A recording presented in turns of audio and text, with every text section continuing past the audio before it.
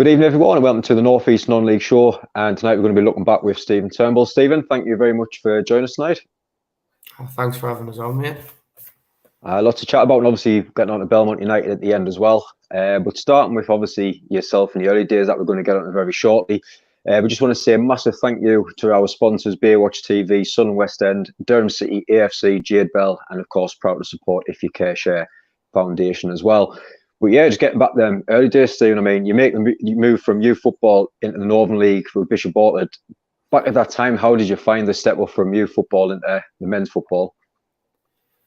I mean, it's massively different. I don't know, like the physicality. I've always been one of the bigger lads, even in adults football now, like taller, bigger, stronger. And I was at under 17s, under 18s for that age group. But the difference between going from being the strongest and being able to use your body in terms of on the field to your advantage, you go into adults football and you're the bottom of that pecking order. So it was a big part of my game was being physical, being fit, being strong. And then you go into adults football and one of your biggest assets is now one of your weakest points because it's no longer an advantage. So yeah, it's just so much different. Like there was loads of things that I never really understood until sort of college age, like tactically, in terms of I would spend a lot of time just going to win the ball back because you're playing youth football, and if you're one of the better players in your team at youth football, you sort of just went and did everything, like do it, and went to college and like sort of ended up getting coached properly, and you're like, oh fuck, Jesus, I didn't realize there was so many little things that I didn't know. So going into adults football was even more like that, just a lot of like asking questions so I understood more and for getting your ass kicked basically off the older lads for not doing what you meant to do. Yeah. No, I know exactly where you're coming from. I know I work with Colin Myers at New College as well, and it's strange as like you say, you go from youth football to this football, and you're getting taught what to do off the ball, and you think, I've never done this before, and it's great to learn new stuff. But I mean, going into that change rooms, obviously Myers in charge, the likes of the Jeffries in the squad, and some of the cracking players there at the time. I mean, that must have been quite an easy part to adapt, obviously getting into the men's football with having a good change room and a manager like Colin.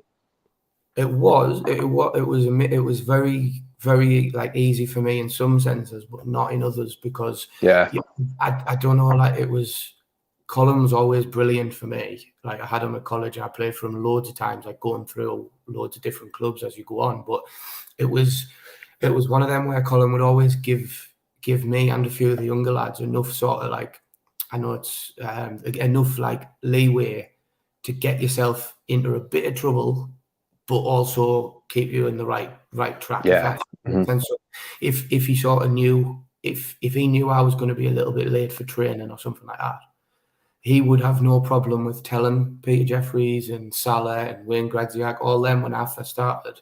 And the second you were late, they were on you. They were like, where have you been? You shouldn't be late and all that. And that was all the stuff that you sort of didn't really get when you were in the youth football. But as soon as you went in, it was like, you had these fully grown men just coming up here and going, you're not doing enough. And you were like, whoa, hey, like, this is completely different.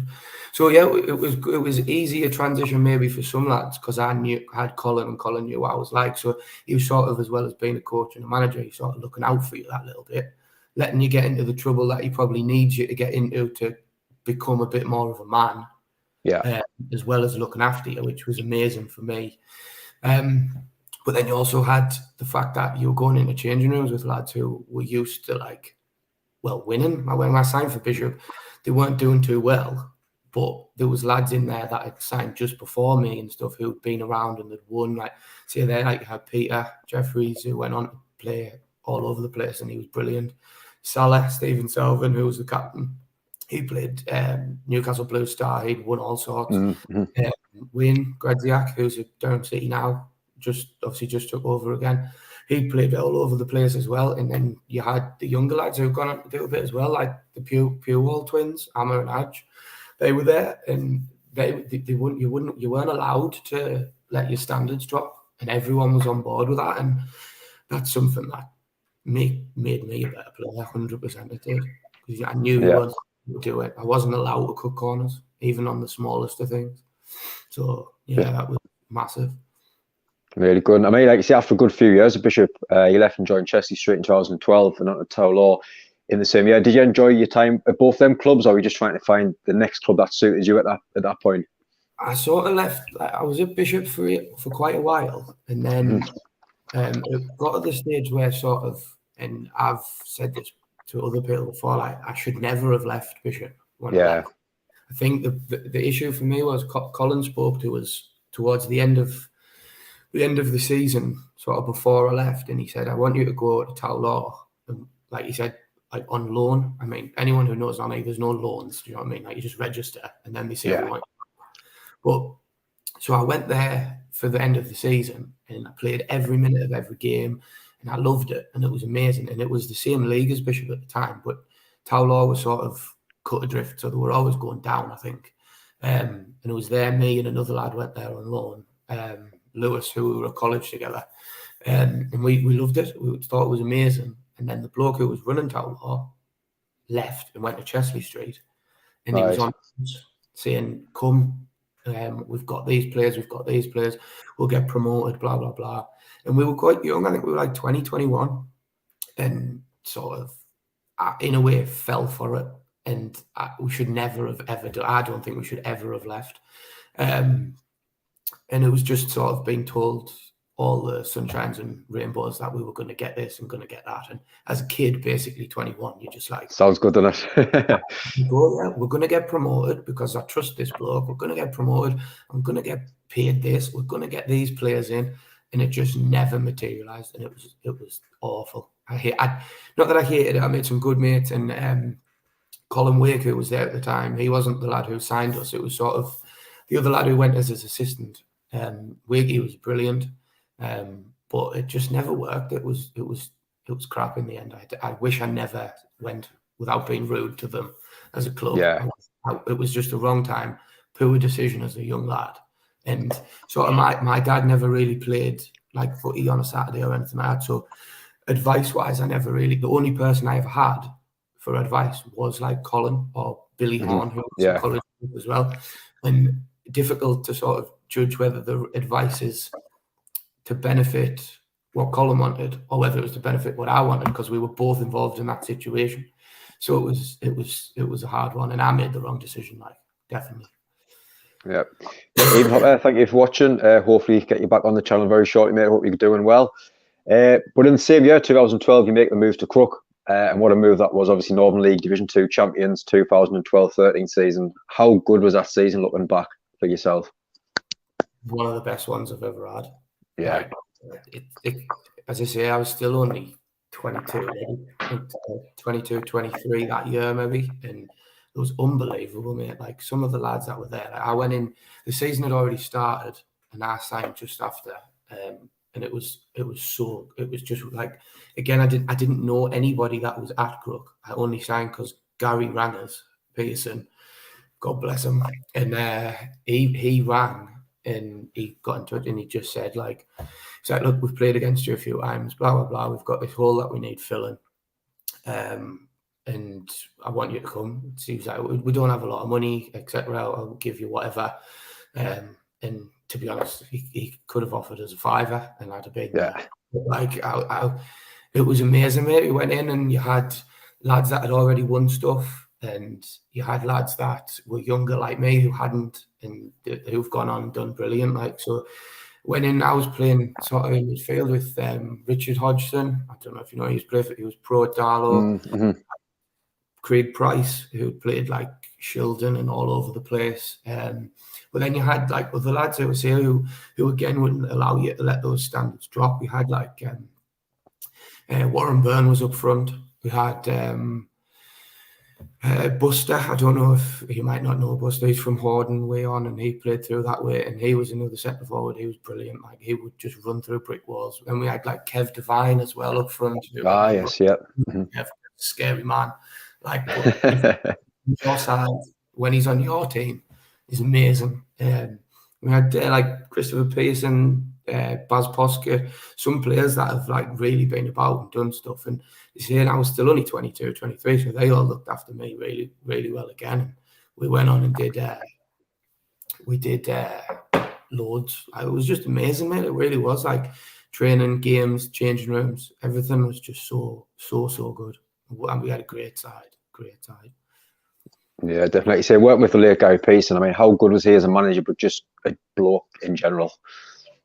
He was brilliant, mate. Like, I don't think, I know obviously he'd done really well with Crook, and then we went up, and then he was at Riot, he did the same in the Cup. But I don't think he got enough credit for like sort of how he dealt with the players he had, because he always had like, even when I'd left and he had other players in, he was bringing lads in who not like egos, but he had so many good players, but he always seemed to have loads of good players and always keep them. And I think that was because he was such a lovely bloke. Like he was such a winner, and he was brilliant, but he was such a nice bloke. Like he wouldn't allow you to let your standards drop. He wouldn't allow you to do things wrong, but he was also so good, and he knew how to deal with me at 22 differently to how he would deal with Hodgie, who was one of his best mates and was a professional footballer. So he wouldn't treat us the same, obviously, and he was really good at that. There was games where we played Chester later that year after I'd been there, and he said to us, he pulled us and he went, "I don't think you were very good last week." And he said, "But we're playing Chesley Street." He said, "I was going to put you on the bench, but I'm not going to." And he just looked at us. It was just me and him, and he just went, "Don't let us down." And I had a mint game. I scored one, and afterwards he just come over and he went, "Well done." And that was it. And that was all I ever needed. But it was just one of them. Like he just knew. He seemed to know everybody and know what they needed. And he was so good at that. So good at it. Really good. Just a quick question before we move on there for Stephen Hopper. Where has been the toughest place that you've played as a visiting player? I don't know. I can't really remember where it was, but it was the first game I ever played for Blyth was like a really strange thing, because I'd gone from obviously playing Northern League and it went higher, and we turned up with this play. I think it was in Leeds somewhere on a Tuesday night or a Wednesday night, and there was about 700 people there. And like we came out, the changing rooms were sort of like a concerts old ground where you would get sort of in West Auckland, where you got the changing rooms were like under the stands sort of thing, and then you would come up and out onto the pitch. And when you came out onto the pitch, the tunnel thing was sort of like metal, like cage all the way down. Old school. I've never played anywhere like that before, and it was crazy all night. Like it was such a like looking around thinking, "Whoa, this is different." But that was tough. I can't remember where it was. To be honest, I think it was in Leeds somewhere, but I really can't remember. But that one's tough. And then when I was at Bishop, when Bishop played West, that was always good. That was always good. That was always a feisty one. And the other one that was a bit strange, similar sort of reasons, was when Bishop opened the ground, when they opened Heritage Park, we played Middlesbrough. And the people that come to watch, for like the Borough fans that came to watch, they had flares and everything. So again, that was a really good one, a good experience. But yeah, in terms of tough, the atmosphere again, Bishop West was always feisty. So yeah, that was I used to like it, but it was tough. Yeah, some good stuff. No, really good. But yeah, any more questions? Anybody that watching, get them in as well. Lots starting to watch, and I really appreciate it. If you haven't already, please hit that subscribe as well. But now moving on to Durham City, 2013. Like you said, you still think of Durham City, and it's a huge club, a lot of history. I mean, at that point, moving to Durham, was that the same reason for yourself? Yeah, I mean, I when I was at school, I was a ball boy for Durham. So it was Durham were like top draw, weren't they? They were nearly in top leagues and all that before all the issues with the pitch and sponsors. So I had been and watched games with my dad, and I was a ball boy through the school and all that sort of thing. So, and it was Adam Furness was in charge at the time, and he was one of the coaches we had at Bishop towards the end when I was there. And he rang us because at the time I got injured wherever I was. And then I sort of left and I hadn't played for a bit, and he rang us and he was like, "What are you doing?" And I was like, "Well, I'm just about to get back into it." And he was like, "Look, like wherever you are, I'm interested in you coming along with Durham." And I was like, "Right, well, we'll do it." Yeah. Because I was like, "Let's just do it." Like I live in Belmont anyway, and we were playing a friend. Yeah. So I was like, "Yeah, definitely." Went along, it was amazing. Him and Skins, Ian, they were such good coaches. Like, it was so good. That was another good changing room, that one. Like, that had some characters. But I mean, the club itself, I mean, a few nightmare years, the club back in the Northern League, decent team. As a footballing person, I mean, it was just nice to see the club stable-ish at that point, wasn't it? I mean, looking back at the clubs in the last few years, I mean, what's your overall thoughts on Durham City over the last kind of like decade and everything? It's hard, isn't it? I mean, when I was there, when we were with Adam and Skins were in charge, that was just before Olivia Bernard bought it. We bought it while I was there. When he bought it, I'm pretty sure we were 4th in Division 1 in the Northern. We were doing really well. We had a great side. We had Dan Madden, he went to our school. James Oates. You had Ollie Hodgkiss, Scott Fennick, Ian Ward. We had a brilliant side, and we were doing really well. And it was just strange that the whole thing just changed like click of a finger. It was like, and Olivia was lovely. He was a nice bloke. Like, he came to the changing the end of the season too, and he was sound. But you could just feel it. Everything was just changing. It was so strange. Like, we would rock up to training, and there would just be like lads waiting to train, and everyone would be like, "Who's that?" And nobody knew who it was. Adam didn't even know who it was, the manager, and then all of a sudden they would just be joining in, and you were like, "Who are these?" And it was someone that Olivia had obviously asked to come along, because obviously he had different views of where he wanted to take the club, and I don't think it was communicated very well, and it didn't sit well with certain people. I mean, like, you're trying to keep doing what you're doing, and things just keep changing. It was just so difficult, and obviously it went from there. It's just sort of gone down over us, hasn't it? And just getting worse and worse. But hopefully Wayne taking over now, he'll be able to. He seems to have had nearly a good result yesterday. Yeah, it wasn't almost, wasn't it? Yeah. Very unlucky. And then you see a move to Brandon. United came around 2014. He also played there later in 2018. But for myself, when you look back at the Northern League, it's one of the Northern League great clubs that I think of. It's a nice setup, a lovely little stadium as well. Did you enjoy your spells up at Brandon? The first time when I went, if honest, I didn't realise how bad it was. And I only went because I was at Durham, and I just wanted to get away from Durham. Yeah. Because I could see where it was going, and I was like, this is just getting worse and worse. Like, we had, I'd say after Adam left, we had about 3 managers in the space of about 3 months, and just we turned up to training, with no balls, and it was just like, what is going on here?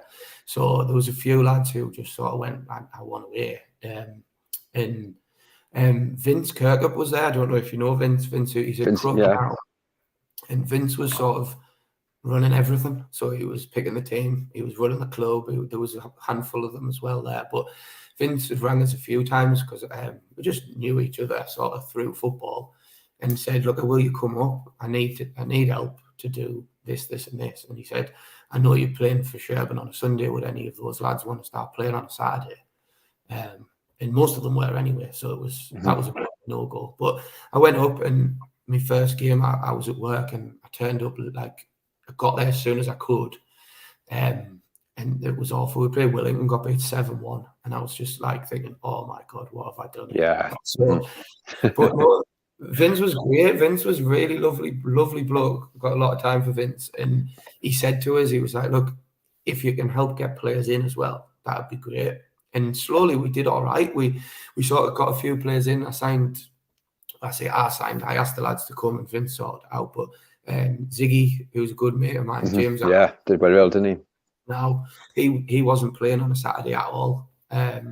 Joe Grant, who was at Bishop with me when I was there, and there was a few other lads who came in, and we eventually started getting some results. Andy Clarkson, he's at Berkeley now, and we got some results, but it was too late, really. We were already destined to finish bottom of that league. But luckily, Whitehaven that year, their ground fell short of some sort of requirements, so they got relegated, and Brandon were allowed to stay up. So they got a result in the end. Happy days. It was good up there. It was difficult when I first went, but it did get a lot better. The boy in Lee Jewett. Yes, yeah. He was doing Ferry Hill now on a Saturday, and he brought a lot of the Ferry Hill lads through, and we ended up with a really good side. And we ended up doing really well. I think they got the highest finish they'd had for like 20 years or something like that the season after. But I think this year they might beat that because they've had a really good start this year, Brandon. Yeah, really good. Like I say, that's where the move to Blyth Spartans come from, 2015. I mean, playing for Brandon at the time, obviously I know Colin was at the Blyth. Is that how the move all came around at that point? Yeah, pretty much, mate. To be honest, Colin had asked me twice before. Right. And being an idiot, I said no twice because he just, the timing was terrible. Like he rang me. The first time he got in touch was when I was at Crook and we just won the league. And I was like, I can't really leave. Like, this is the best it's ever been. I can't leave now. We're going up. I want to see what we do when we go up. And then the second time, I'd only just signed for Durham when Adam had signed us. And I was like, I've just signed. Like, I can't just pack my bags and leave already. Yeah. But this time I was just like, I can't say no again. Like, I would be stupid. I was stupid too the first twice. So you can't again. And that was amazing, mate. I just wish I'd said yes earlier because then I'd have been there for longer with him and I'd then have been involved in that FA Cup run that they had. Yeah, it was, wasn't it? Yeah. And that's what I missed out on by saying no. So that's one regret that I massively have. Like, so yeah, it's amazing up there. It's like completely different from the It's the closest that I've ever been to like what a professional must feel when just little things like when you went into the changing rooms, and it would be nothing to other people that played at that level for longer, but I didn't. So you would go in and there was like giant bins in the middle of the thing, like full of water, Lucozade, ice. There was another one full of like bananas, sweets, chocolate, all that sort of thing. And there was like ice, well, not ice baths, but there was wheelie bins, ice wheelie bins, and just stuff like that. And they made you look after yourself properly and stuff. And it was just so good, so good. Yeah, like I say, it was really good. I mean, we've had a lot of fans on from obviously now doing the non-league stuff on the channel, absolutely diehard Blyth Spartan fans, and they've just said obviously there's some nights where you play midweek games at Croft Park, and they're just different atmospheres, aren't they? Honestly, like as I say, like I'd never experienced anything like that. I said that the game at Middlesbrough, when Middlesbrough opened sort of the stadium at Bishop, with the amount of people that were there, but then that was like, I don't know how many was there, maybe it was over 1,000. But then you'd go to just any home game at Blyth and you were looking at 600-700 even then, and it'll probably be more now. But it was just amazing. In my first game at home, Colin pulled us during the warm up, and he said to us, he goes, if you play the way you can play, he said, these 600 will love you. Yeah, He said, but if you don't, they'll be on you. He said, if you think you can like cut a corner or not track your man, he said, there'll be 600, 700 of them who'll tell you about it. And he was like, so just make sure you play the way that you can play and these will love you. And I was like, oh God, like no pressure then. But like it was brilliant. It was so good. It was so good. And the lads up there as well who were in the team, like again, like the older ones just looked after you, the ones that have been there and done it. And I think that's what's missing a lot now from yeah, isn't it? Yeah. Like I had who was playing then? You had Twinney, who was Stephen Turnbull as well. And I think you've had him on. Like he's quite a lad. What a footballer, mate! Like unbelievable. Like complete opposite type of player to me. Like he would take corners with either foot. Like just so technical. He was so good. And then you had Neil Hooks as well. He was like a centre midfielder who was quite technical, and he just popped the ball about loads. But he was older, and what a good bloke to have about, like two lads who played in the same position, who would sort of give you a little bit of advice or tell you maybe you weren't doing what you should have been doing. It was brilliant. And then again, like Peter was there, Jeffries was there. You had Jarrett Rivers, and good thing with me was Aaron Wearmouth was there. I don't know if you know Aaron. Yes, yeah. We played together youth football, so like, and then we played a championship, and then ended up with Blyth again. So that was brilliant. And then you just every player, it didn't matter who was on the bench or even wasn't making the squad. You knew that if they were playing, they'd be absolutely sound. There was no worries about anyone. It was it was just a different standard. Really good, isn't it? Yeah. I mean, then you go on to play for the likes of Concert, Crook and Bram between 2016, 2008. And I always ask people when they come on from kind of when they first start playing the Northern League until kind of the later days in the Northern League. Do you think it was kind of much difference with obviously a lot of the, what you call the older generation retiring by then, like the hard hitters? Could you see a difference starting to kind of show at that point? Yeah, definitely, mate. I mean, I sort of, when I left Blyth, that was when my first little boy was like about to be born. It was sort of so. It wasn't sort of that's why, but it was like a case of like sort of it was sort of I don't know like sort of coming and like Colin had left and stuff like that, and I wasn't playing as much, and then traveling all that way it's like an hour. Yeah. But it was sort of one of them, and then went to Concert. And it was all right at Concert, but I wasn't there as much as I should have been because when the bairn was born, he was poorly and stuff like that. So I wasn't really as committed. And then when I got back into it with like Crook and Brandon and going back through it, it was so difficult to. I don't know. It was one of them where I don't know if it's sort of you could probably say maybe my sort of eras, like that age growing up, was it maybe our fault a little bit because sort of I feel like when I went to Bishop at 17, I was so respectful of the older lads because they've been there, they've done it. They're at the top of your hierarchy in your dressing room. You do as you're told. And I don't know if maybe as we became the older lads, we weren't as ruthless as they were. And the younger lads coming through sort of didn't have that like you would sort of tell people, no, you need to do this. And why? Who are you? Yeah, and it would be exactly. What? Like I'm not without sounding like an arse. You think, well, you've just come into adult football and you've been asked to do something by someone who's been playing it for 10 years. So do it. Basically, I'm not asking you to do it to make you look a dick. I'm doing it to make you do better for the team. And that was something I struggled with. And it was one of the reasons I sort of stopped because I couldn't get my head around it. And you got the point where you had sort of managers saying, no, just leave him. He's a very good player. We're lucky to have him. And I'm like, no. Like, if he's not pulling his weight, I'm going to tell him he's not pulling his weight. And it was sort of that era of, I think, when like a lot of 3G pitches got built and a lot of lads went to college and the last years at school playing on 3G pitches and all they were told was pass. And everything you've done is positive reinforcement. And as soon as they got negative, bottom lips were out and heads were down and they just didn't know how to deal with being told, no, you're wrong. Like, this is better. And it was a massive change and I didn't like it at all. So yeah, I totally agree with you. I mean, that's one of the reasons I kind of just literally stepped away from football. I mean, you had some of the younger lads that were coming through, and I think they're more bothered about staying up on the Xbox until daft o'clock in the morning, not turning up on a Sunday morning because they were more bothered about going to Saturday night. And then they were playing, they're just saying there was no heart from them. They didn't want to get stuck in, didn't want to get hurt. And it was just like, I don't want to be given all 110% when yous are not. And then, like you say, if you say one bad thing, they'll turn on to be a little tut back, little word back. I'm just thinking, what's even the point in it? It is, though, isn't it? It's awful, I think. It's so. I remember there was a game when I was at Bishop when I was younger, and don't get us wrong, like some of the younger lads weren't getting paid a lot of money. Like when I first started playing, I got a tenner, and we were traveling all over the place, and I just used to give it to my dad, like because my dad used to drive us everywhere, and that tenner wasn't enough. Do you know what I mean? You're driving to like Bedlington and back, and I'm giving it a tenner, like.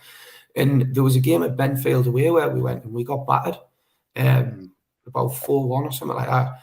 And 3 of the older lads wouldn't pick their packet up because we were that bad. They said, "I'm not taking my money this week," and they basically told everyone else, they were like, "Don't you dare go and pick up your packet after that performance." But that would not be dreamed of now. Yeah. Lads would quite happily say, "Oh, I play for such and such, so I can pick up 30 quid. Oh, how many times have you actually come off the bench?" No, I wasn't even in the squad, but I got 30 quid. Yeah. What are you doing?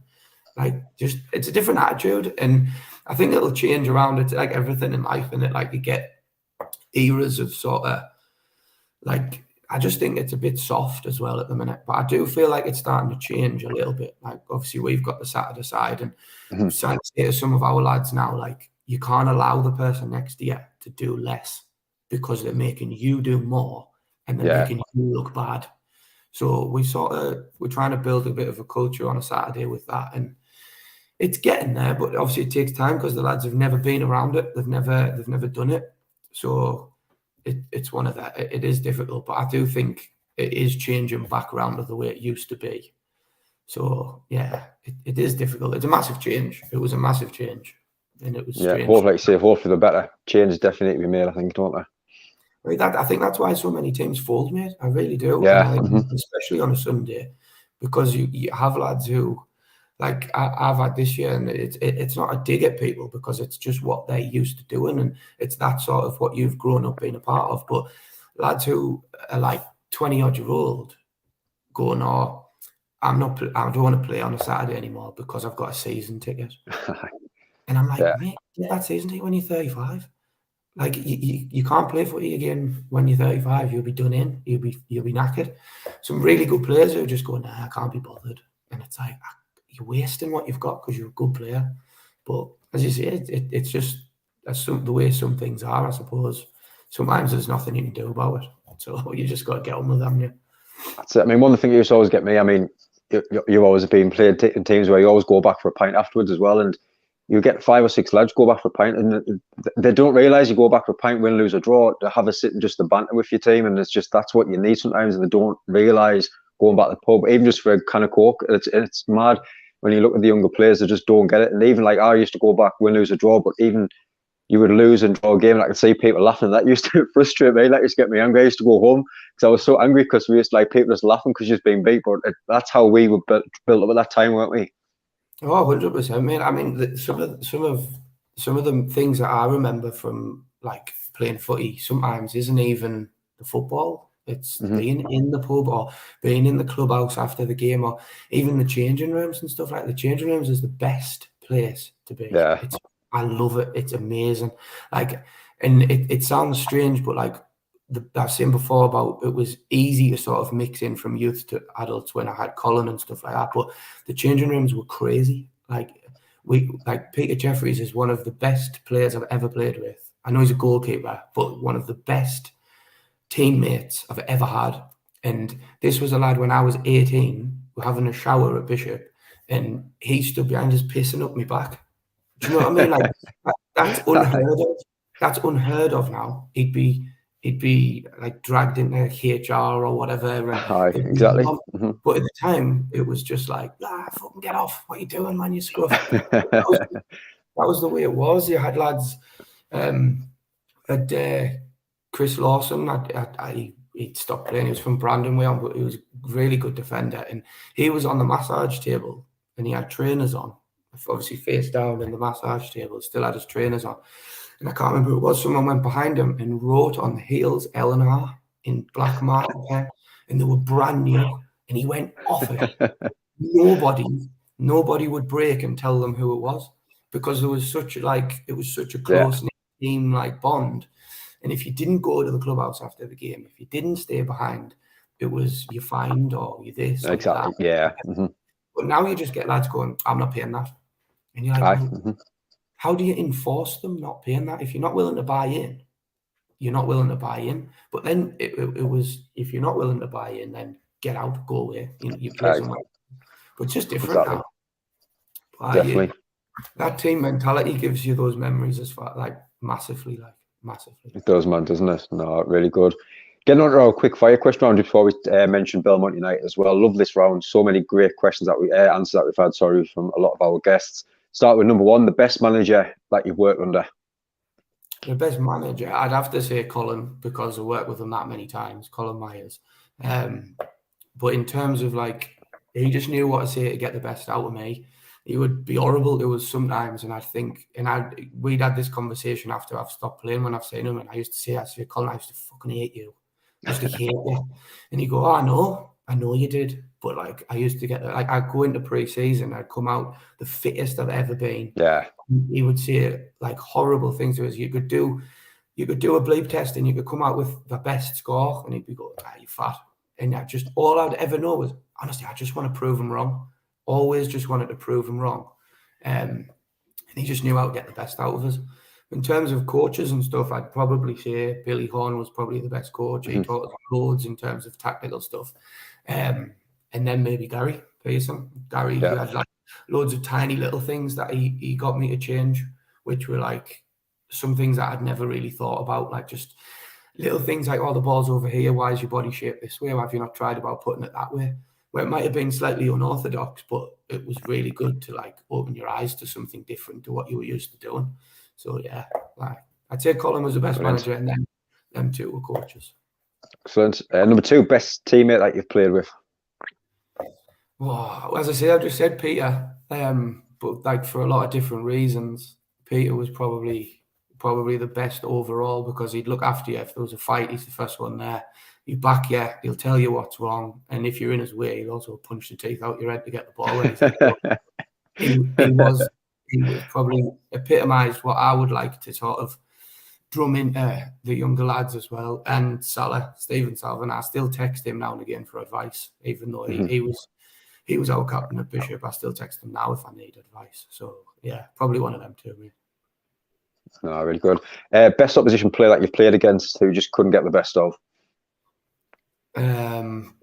Arca, Julio Arca, when he was at South Shields, he was just absolutely ridiculous. Like I remember coming off the pitch after we played against him when my dad was there, and he was my hero when I was a kid. I used to love him, and I said to my dad, I was like, Dad, I tackled him once, and that was it. We got 4-0. I thought that was mint. But I couldn't go 35. He was still like a Rolls Royce, fast as I was. Brilliant. Best footballer moment? Best moment? Oh, I don't know. I don't know how to say one. I mean, winning the league with Crook was unbelievable, but then obviously signing for Blyth was like the best thing I've ever done. Yeah. And even the little things like the lads at Sherburn, when we had the team at Sherburn that won the league and the cup and all that. Like, yes, it was Sunday football, but like it meant so much because it was Sherburn and it was all exactly. So I don't really know in terms of like glorified and stuff like that, like playing at a higher level is amazing, but winning it with Sherburn was like, it was just so good. Just a little old Sherburn getting to win something. Class man, innit? Unbelievable. Brilliant. Class. And number 5, funniest football moment. Probably already mentioned a few there, like. Really good. Peter Jeffries was involved in most of them. That one when he's pissed up me back in the change rooms was pretty bad. But I've seen some things that I don't think you can really put on your internet channel. I've seen, I don't know, mate, I'll not name names. I've seen lads shitting people's trainers and stuff like that. And it's funny and it builds a really good bond. It does bring the changing room closer together to have that sort of stuff. And it's missing now. Like people don't do stuff like that. Yeah. And some things shouldn't be done. But like it did build a really good bond. And I think a very strong era of lads playing non-league football who sort of could take it off their mates and give it back, and then they'd like fight for each other on the pitch as well. But I think that's sort of gone that sort of thing now. But yeah, definitely. But no, honestly, Stephen, thank you very much for going over your memories there. Some great answers to the questions that we put out here as well. So really appreciate your time for that as well. Any more questions? Get them in before we finish as well. Just getting on Belmont United now, which is really another special club that just kind of came out of nowhere the last few years, but it's really good. Created back in 2019, amazing setup, loads of teams now, lots of players. It's so well run. Just tell you a bit more about the club. Well, it sort of came about. Phil Scope, who set the club up, and Wayne Barnes. They had a team. I believe, I could be wrong. I think they had a kids team that was part of Durham County, and something happened. And they left. I think it might not be. I might be mistaken, but basically they decided to set a team up from Belmont because there was never any club from Belmont when we were kids. Durham County, Durham City, and a few others from around the area, but never anything as small as like a village sort of thing. And they went with Belmont United, just had one team, and then I think Phil said why, like, because obviously the kids are all at school. Why don't we do like a mini dribblers session sort of thing, like 4 and 5 year olds, like reception age. So they did that at the school, at Belmont School. And I took our Oscar along for the first ever session. And he loved it. And I was like, yeah, I'll bring him back next week. Sound, it was like £3, £4 or something like that. I thought, well, he loved it, running about with a few mates, thinks it's brilliant. And then the week after, when I went back, the lad who was doing the session, his car broke down on the way there. So they said, "Oh, will you be able to help?" And ever since then, I've just been involved. So we've built what we thought was quite slowly at first. After the first year, I think we had like that team and another team, and then after a year, it just sort of just kept going. And now there's, I don't know how many teams we have in total. I think there's about 14, 15 teams, including the adults team. And in some of the age groups, we've got 3. So under 7s, we've got 3, under 8s, we've got 3, under 9s, there's 2. And then I think it's 1 or 2 up to about under 12s, 13s now. So the long-term plan, mate, is to get kids teams in every age group, right through to the 18s, maybe 23s, depending on how that goes, because it's quite a tricky age that you don't know whether kids want to. You don't know whether lads want to play 18s or whether they want to go in adult football. So that'll be something we cross when we come to it. But definitely from 6s to 18s. And then to have the adults team, hopefully trying to get into the Northern League, hopefully in it. And then having that a structure so we can go, you could potentially have your kid coming into dribblers at 4 and 5 and going all the way through the club and playing adults football with the club as well. So that's the dream. That's where we want to have it, and it's not. It is feasible. Like we have the plans in place and how we're going to build and how often we're going to put a new team out and that sort of thing. But it's something. The next stage, I believe, if we keep growing, is it's very difficult to keep doing it on a voluntary basis in every department because it's just getting bigger and bigger. And I've talked to Phil about it, and I've said at some point I believe you're going to have to pay someone a little wage and that's obviously another step that you've got to take with as a full club and a committee. But that's the dream. That's where we want it to be, and it is building nicely. It's got a lovely family feel. I mean, if you're in Belmont, like anyone watching or listening, or when you go up at the Belmont school, there's always those blue and yellow hats flying about. Everybody's got them. So yeah, it's going really well, mate. Really, really well. No, it's good. Like you say, I think it's every Monday or Tuesday when I go on Facebook, just flicking through the timeline. You always say that like the kids, and I know obviously part is training and stuff now, and just to get a medal and stuff, it means it's like winning the World Cup to them getting a medal after a session. It's just great to see so many smiles on the kids' faces. Absolutely amazing. So we hope that continues as well. But like you say, you touch on the Wearside adult team, May 2021 created. How did that all come around and become a manager? Well, I was still playing. And and then Billy Horn, who had a college and coached us a few times, he rang us and he said, "Would you be interested in doing this?" Like I've coached since I was like 15, like before I left school. And he said, "What have you ever thought about doing this, an under 18s job at Durham United?" Because he was part of Durham United at the time. And I said to him, I was like, "Oh, yeah, I'd love to. Like that's sort of the next step from doing kids stuff, innit?" Like I thought, yeah, that would be great. And I had to like apply and stuff, and they did it really like professionally and stuff. But I applied, and the people I applied to, I never heard anything back. So I just thought, oh well, like nothing lost, is it? Do you know what I mean? You still put your hat in the ring, sort of thing. And then he rang us a few months later, and he asked us, he was like, "Oh, did you hear anything about? Like, how did it go?" And I was like, "Nah, they never got in touch with us." And he was like, "Oh, you joke, man, yeah." And then Durham United set a reserves team away on a Saturday, which was in the same league that way. Well, the structure sort of changed, but it would have been the league we're in now for Belmont. And he basically said to them, he said like, they had people apply, and they asked me to apply, and I said, "Well, no, because you didn't get back in touch with us last time." I said, "I don't want to do that." And then they rang us, and he goes, "No, like it's yours if you want it. Do you want it?" And we spoke about it, and I said, like, "What do you want from me?" I said, "Because I don't want to come along and say, yes, I'll do this, and then it changed." And so it came to it where it was a sort of thing of a reserves team manager in the league below their first team, sort of developing the younger lads so hopefully they can go and play for the first team. Oh, great. Like, it's a perfect opportunity for me to go into adults management coaching because there's no pressure on winning, and I'm working with younger lads who are hopefully going to be dead hungry to go and play higher. I thought this is perfect for me, and it's going to open up my contacts with younger lads as well for when I get into it properly, when it is results based. So I said yes, and it was amazing. And The only issue that I had was that it sort of changed, and because I think of the standard that we were both of the teams were at and how close they were. One was Division 1, one was Division 2, just below each other. We had in the Wayside League as well, like no one really pays anybody any money. Yeah. So have lads that struggle because of work. So what sort of ended up happening was the first team were doing all right, and we were doing all right in the league below. But there was lads that would struggle for work sort of in the first team. So if they had a midweek fixture, some lads would be working like shifts, so they wouldn't be available. And some of the younger lads would be, so they were going with the first team during the week, maybe doing well. Nice. Yeah. And then come Saturday, the lads who missed during the week were going back into the first team squad, and they were coming back with me.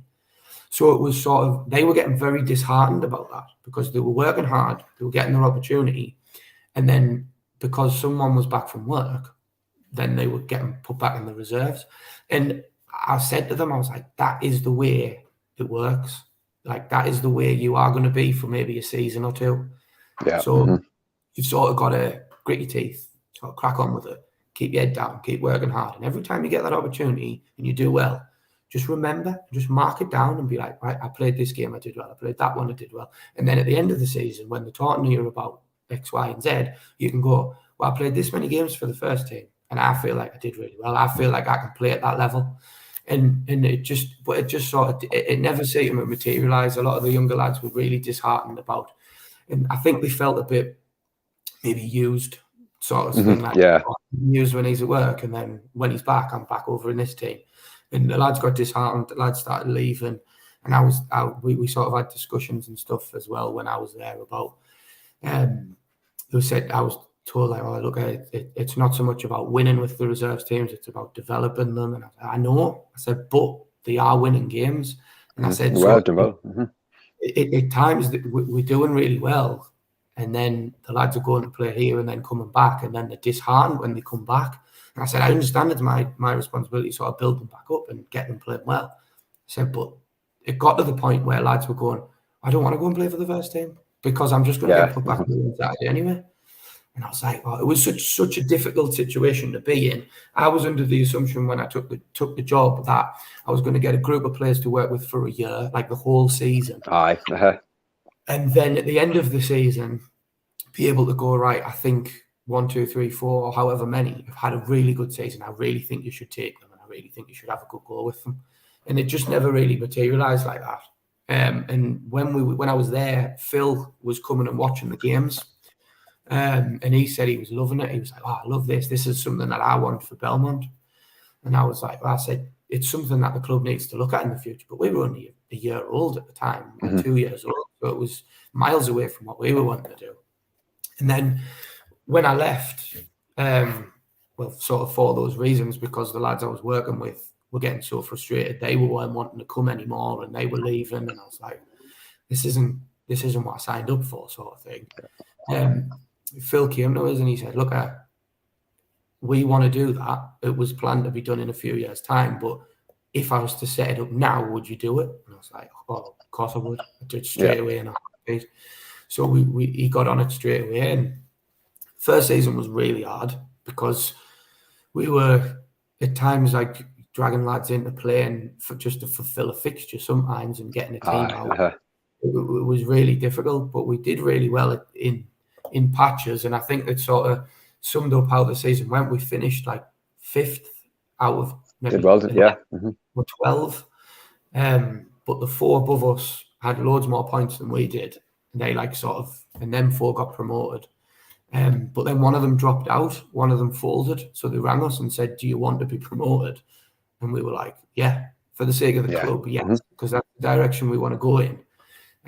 Yeah, definitely. So we took it, and then we built, and we've had a really good start of this season. So it's sort of it was the right decision in the end to sort of take the promotion. So yeah, it's really exciting. I mean, when you first started it, I mean, the Facebook page, and I know when we went kind of going from the youth football, adult football, just as a Sunday League side, and a lot of the Pete League teams, I mean, we just used to do it as banter, where we used to have the Facebook, like, signing pictures and daft interviews. And I remember all the Facebook, like, the teams going, I'd take the mick, and after like a few games, I'd text in, can you do this? How do you do these posters? How do you do this? I like this. Like, And it's just good. Like when I remember when you first started the team, when you had the players all sign the contracts, and it builds excitement. And I know sometimes it's for a bit of banter, but it's just nice to see it on Facebook. And for an 18, 19-year-old kid to see it and they're sharing all the mates, look what I've done today. And it is good banter, but it's just good overall getting the group together, isn't it? Well, that was the thing. Like I basically forced them to get them photos taken. If you look at the photos, if you go back and look at them, none of them wanted those photos taken. And it was basically so they could all take the piss out of each other because we were brand new. And I've seen there's the stuff you did years ago, and like we used to see it, and we used to take the piss out of the lads that were in the photos when we seen them, and you're like, look at this, getting man of the match, and he's getting a can of dark fruits for getting man of the match. And you look at him, he's like to get his photo taken. But people are laughing, people are like getting involved. Do you know what I mean? And that was basically the reason for it. Not one of them lads wanted that photo taken, and it was just simply so they could all take the piss out of each other. And it was good. Like no one else knows that. Do you know what I mean? It's just going on social media. But all the lads are taking the piss out of each other, going, "Oh, I've got to go in next. I've got to get mine taken." And it's like just building a little bit of team bonding, team morale. Like it's not a big thing to do, but it does work. It is good. No, really good. Like you say, at the minute, currently doing well in Division there, in Division 1, and like you say, your aim is now pushing on towards the Northern League. Is that the kind of the aim now that you're looking at for the next few seasons? It's the long-term aim, yeah. But we're not daft. We know how difficult that is. Like there's so many clubs try to do it, and there's so many clubs been in like Wearside 1 for like a long time. So it's really difficult to do. So obviously when we started, they made Division 3, so we started division lower again. So we got out of that one obviously like last year, and then this year we've had a really good start. Since we come back from Christmas, we've had 2 really good results. We played Chester United reserves in the cup, and we beat them 1-0. But I know Anth their manager ran Durham United's under 18s when I was there, so I was having a big crack with him, and he's got some really good players there. And Chester United, you know yourself, they've got a good setup. They've got all sorts of really good, isn't it? And then we played a league game yesterday and we won 3-2. Like we got a winner with like 2-3 minutes to go. So that was massive. That put us third. So, but we're right up there. And I just said to the lads, like a lot of our lads have never really won anything before. So I put a bit of pressure on them at the beginning of the season because we were second. And I was like, look, I said, it's there for you. You keep doing what you're doing. The longer you can stay up there, the more chance you've got of winning or getting promoted or whatever it might be. And you could just see it in them. I don't think they believed it. I don't think they believed in themselves enough. Got a lot of young lads. I've got a couple of older ones, but not lads who've played Saturdays or lads who've maybe won. And you could just see it when you were seeing it, and they didn't believe. But I think after yesterday, when we got that late winner, you could see it in the changing rooms. Like I came in like last, and the lads were still bouncing. The music was on. They were like taking the piss out of each other. Like it was brilliant. It was the first time I've walked in the changing rooms and thought, we've got a team here. We've got a real team here. Yeah. First time I've really seen that. So I was really happy. I was dead proud of them yesterday because they never give up. It was a horrible game. It was windy. Hetton, who we played, were good. They've got some very good players, and I know the lad who runs them. I used to work for him a while ago, and he's a lovely lad. And it was dead chewy. Do you know what I mean? Like, he was on the sideline chewing me. I was chewing him. Those lads threatening to fight each other. It had everything. It was awful. It was some good football, and it was awful. And we managed to come out on top. And I think they'll do well. I think that they'll probably push to get promoted as well. So it could turn out to be a really big one for us. So yeah, it was the first time I've really seen us and thought, right, I think this is a massive game and a massive point where we can kick on now. Well, touch wood. Touch wood. But no, like you mentioned before, the family feel at the club as well. I mean, you must be really proud, obviously, managing, playing, and then obviously now your son playing for the club. I know I've got family, friends that's playing as well. It's great to see it, isn't it? Just getting bigger and bigger and stronger as the seasons go on now. It's amazing, mate. Like as I say, like Oscar went to the first ever dribblers session, and now he's playing under 8s and under 9s at the minute. And he absolutely loves it. Like I would never push it on him to play. Yeah. And it's the same for Zach now. Zach's only 4, and he goes to the dribblers sessions. But he's been training with like our under 6s team. Like they can't play till under 7s. Yeah. He's been training with them, and he loves it. And I would never push it on them and like sort of say, right, you have to go to football, you have to go to football. But like I've always played, and Laura, my wife, she played growing up. So I just think it's just been a natural thing. Like you can't get away from it. You know what I mean? Like it's on the telly all the time. It's everything I do. So they've never really had a choice, but it's never been pushed on them. They just love it. And as you say, like I'm playing when I need to on a Saturday, managing, coaching the dribblers, like, and at some point you're gonna have your kids potentially going all the way through the club and maybe playing adults football as well, and just trying to get good people involved, mate. Like as I say, I've asked you, do you want to come and be involved? But you've moved further. I wish I had the time. You've Definitely living a bit further away now, but you say we're just growing, and it's a thing of trying to get the right sort of people to get involved, because we've had people who've been involved for the wrong reasons, and it's hard to tell people like, look, this is how we want to run things. This is how we want to do it. It's not for the benefit of you. It's for the benefit of the kids. And it's very difficult when you get people that you've been involved in footy long enough, make grassroots, all that. You come up against clubs who are 8, 9-year-olds screaming at referees and stuff like that. Yeah. Like people who know me, that's what I'm like when I play adults football. Like I won't let anybody get in my way. Like the referee will get at anyone. But when it comes to the kids, you've got to be different. You can't behave like that because they're watching you. The kids are looking up to you. And you might not think they are, but they are. Like they are copying everything you do. So you've got to do what's best for them. And we try to have a little plan, maybe like not so much this is how we want you to make them play, but we just say to the parents, look, put a bit of trust in the bloke or the girl who's volunteering to run your team, because they're giving up time, they're giving up money, and it's not easy. If you have a problem, you don't have to go to them. You can come to the committee. There's loads of us on the committee who can, if you don't want to do it, you can do it anonymously. And basically, all we ask is that the kids try the best, you have fun. You're not making them come when they don't want to, and that they listen and try to retain the information. Other than that, we're not bothered how good they are. We're not bothered about stuff like that. I just want people to love football as much as the people on the committee love football, basically, and really, really enjoy it and be part of the sort of family feel that we have. That's all we want. So that's really great. Like you say, anybody that's watching, get across the Facebook page. Like you say, there's loads going on every single day as well. I mean, that's what we've kind of, obviously the channel started as a Newcastle channel, but it's now getting into the North East non-league stuff. And once we do manage to hit that 1,000 subscribers, which we're pushing on now, obviously we will be getting money from adverts and stuff like that. And that's what we want to do. Any money that we're getting in is to give it back out to grassroots. We want to be sponsoring kits, putting the board around the Northern League ground, player sponsors. That's what we want to do.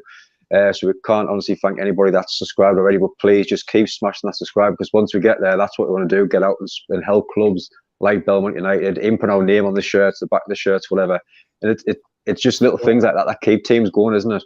It's massive, mate. I mean, what I'll do is I'll speak with the rest of the committee. We've got a committee meeting tomorrow, and even before you can do stuff like that, I'll see if we can get if the logo and stuff for the podcast or whatever, and we'll put it on all the posts we put out on social media. Oh, amazing! If could, yeah, absolutely. Like doing this for us, so we'll do that for you. And we'll do that'd be great. Absolutely amazing. Look in and help each other. Definitely. We might cut out tune talk, like we might just I know I started with that now. I've done the North East non-league stuff. I'm handing like little flyers out, it's got the tune on. I'm like handing out with Sun and West End matches, and they just look at us like I'm daft. Yeah, but no, honestly, non-league guy. Well, no, Stephen, thank you very much for coming on. Really pleasure having you on. Obviously some great stories, and it's really nice to talk about Belmont United, and hopefully we'll see the club going very far in the next few seasons as well. Definitely, mate. Thank you. I mean, everyone's working as hard as they can, so hopefully the sooner the better. It's easy when we get the light nights and stuff, so we can use the field, because you know what it's like trying to put in and that. When we've got this many teams, it's just getting more difficult. But yeah, thank you very much, mate. I really enjoyed it. Excellent. But again, thank you again to all our sponsors and everyone for the support, everyone that's been watching, the comments and the subscribe as well. Really appreciate your time. Coming up on Thursday, 9:10, got Craig Robson coming on. I've played with Craig. Or against them? I don't think so. Against them, then, yeah. Yeah, and then Sunday we've got 7:45. Mark Collingwood, Currency, and Red Star manager coming on as well. Two great lads. Lots coming up this month as well. Really keep an eye on the schedule coming up. But again, everyone, thank you so much for watching. I hope you enjoy the rest of your night as well.